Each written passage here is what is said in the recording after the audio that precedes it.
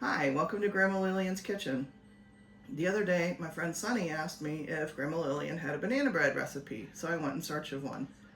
I found banana fritters, banana split cake, banana cake, and apple bread, but no banana bread. And seeing as I had bananas that were a little too ripe for my taste, I thought I would go ahead and make a banana cake today. The overripe bananas I do like in banana bread, and I prefer them in banana pudding as well. But if I'm just going to eat a banana, my preference is a little more towards the greener side. So I thought I'll use these up in a banana cake. So I did find a banana cake recipe in this old record book, Grandma's handwritten recipe. It's a little vague, but I think we can get through it. So what you're going to need is a half a cup of shortening, a cup and a half of flour, 2 eggs, well beaten, 2 cups of flour, a half a teaspoon of baking powder, a half a teaspoon of salt, and 3/4 of a teaspoon of baking soda, a 1/4 cup of sour milk, buttermilk, and a cup of mashed bananas, and a teaspoon of vanilla. The recipe says to sift your flour first and then measure it, so that's what I've done. I pre-sifted. So this is 2 cups of sifted flour, measured after sifting.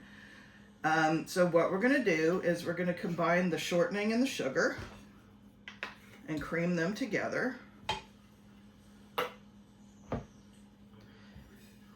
All right.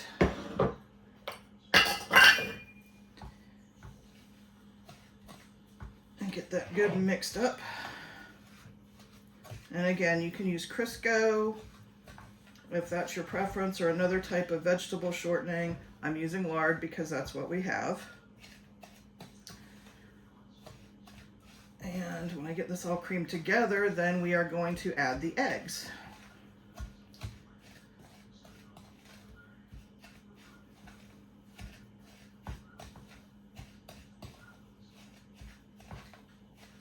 This is a lot of sugar.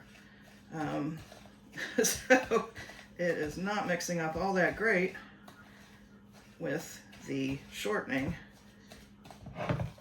So it's not as crumbly as you would normally think when you do creaming sugar and fat together. But I'm going to go ahead and just run with it and add the eggs.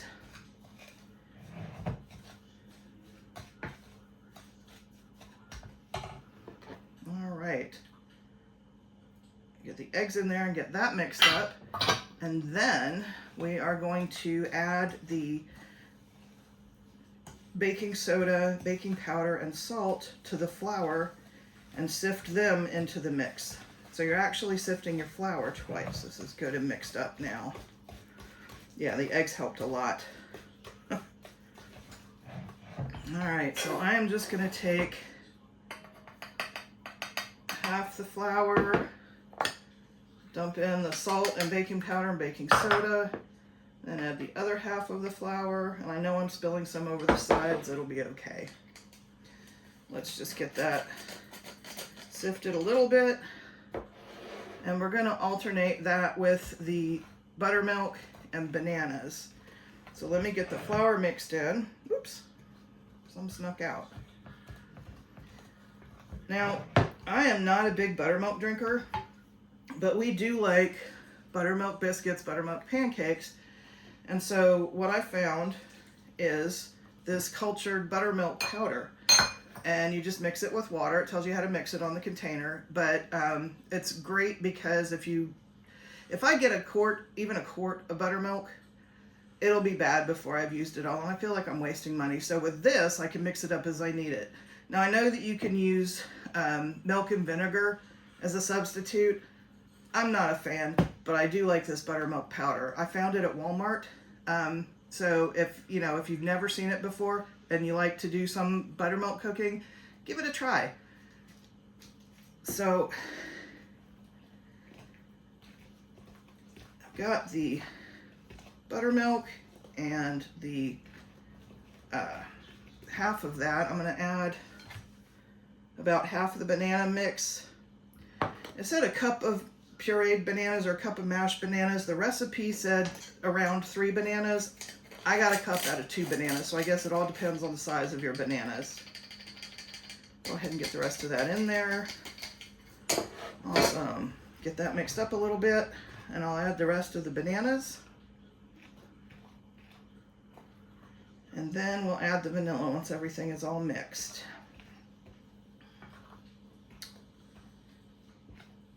All right. Get the rest of the bananas in there.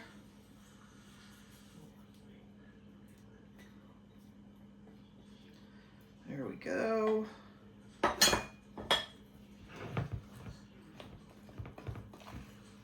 Let's give it a good couple of swirls.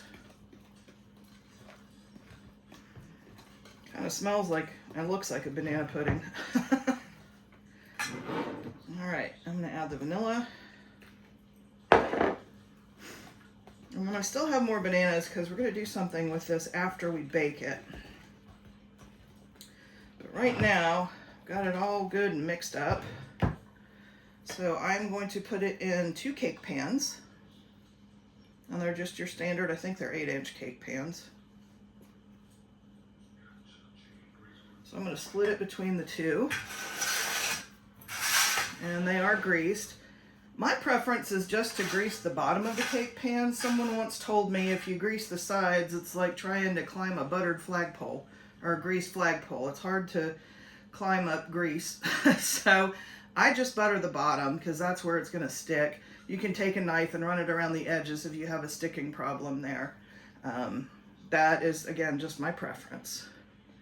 So I'm going to put about half in this pan and half in the other.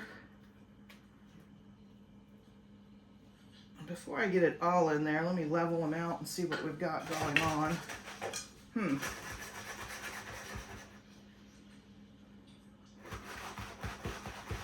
I hope that they rise well because they're looking a little small, but that's okay. We will see what happens. Now, as with all of the majority of the recipes I do, I have never made them before because I've never seen them before. And I think it's kind of fun just to experiment. And I share it with you because I'd like to encourage other people to experiment too. You might have failures and flops, but if you learn something from it, it's all right. That's just my opinion. All right, so let's get these. All right, so I've taken the 2 cake pans. I'm going to put them in a 350-degree oven for 30 minutes. And when these come out, we're going to frost them with whipped cream and sliced bananas. So I'm going to go ahead off camera and get those bananas sliced up. And I'm going to whip up some whipped cream too, using the whipping cream, a little bit of sugar, and some more vanilla. I'll see you soon. So the cakes are in the oven and I'm waiting for them to finish baking. But I realized I misspoke earlier. Remember this bowl? I said it had 1.5 cups of flour in it. It was 1.5 cups of sugar. A little different. So let me quickly recap those ingredients for you. There was 1/2 cup of shortening, 1.5 cups of sugar, 2 cups of flour, 2 eggs, 1/2 teaspoon of baking powder and 1/2 teaspoon of salt, 3/4 teaspoon of baking soda, 1/4 cup of buttermilk, a cup of mashed bananas, and a teaspoon of vanilla. All right, I'll see you soon. All right, I'm back. The cakes are done. 30 minutes at 350 seemed to be perfect for them. I've sliced up the rest of the bananas and I made some whipped cream. I took a pint of heavy cream, 1/4 cup of sugar, and a teaspoon of vanilla and beat it until it was fairly thick. So we've got a good thickness here. It's, oops, almost buttery, but not quite. So what I'm going to do is frost the cake with the whipped cream. And I really did want to use my fancy cake plate, but this is going to have to go in the refrigerator because of the whipped cream. So I have to use my little one so it has enough room. All right.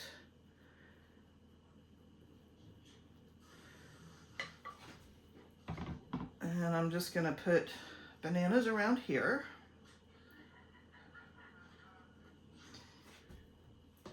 And I don't know if you can see this lovely concoction or not, but I put all my banana peels in a big old empty pickle jar and put water in. My cousin turned me on to that. She said 1 part banana peel to 4 parts water. Let it set for about a week and then use the water to water your plants. So it acts as a fertilizer. I guess it draws some of the nutrients out of the banana peels. And then what I do with the banana peels after that is just go ahead and put them in the compost. But the water, I guess, draws the magnesium and potassium or whatever out of the banana peels. So it's a nice little fertilizer. I don't know if it actually works, but since I have all my indoor plants, my outdoor plants inside for the winter, I'm gonna feed them and see if they like it. Figure it can't hurt at all. She swears by it though. All right, and again, I am not gonna put any of these bananas on the top layer. I'm just gonna put them on the bottom layer. My fingers are getting really messy and I don't have a towel. All right, so we're gonna get the second layer of cake, maybe. Ooh, it stuck to the tray when it was cooling. Yikes. All right. Thank goodness it's gonna have frosting on top because it is not pretty. All right.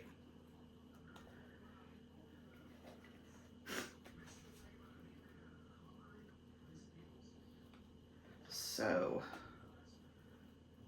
I think a pint is probably just the right amount for the frosting or icing, or I guess this would be frosting.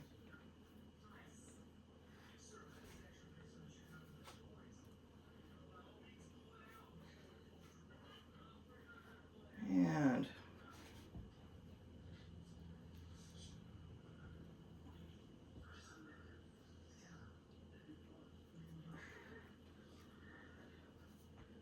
all right, I did try a little bit of the batter.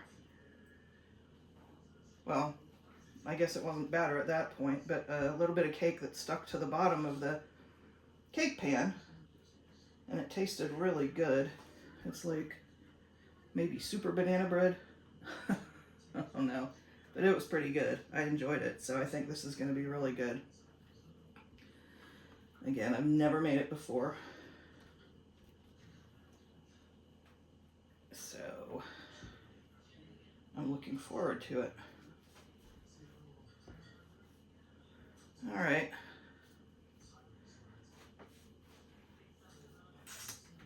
Ooh. Boy, I missed a lot over there, didn't I?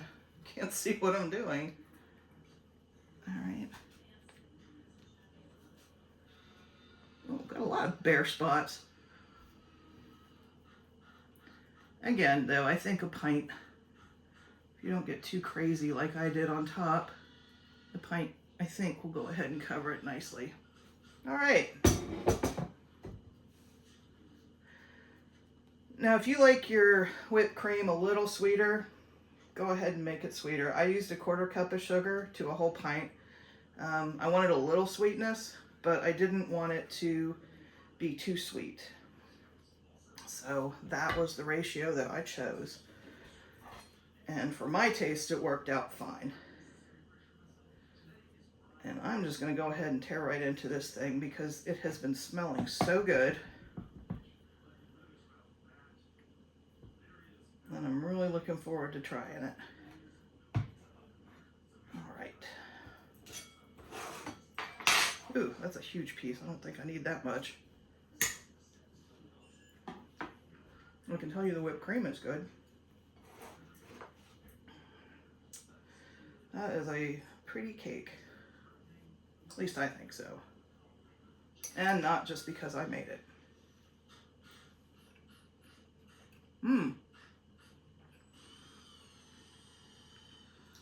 It's like banana bread with whipped cream.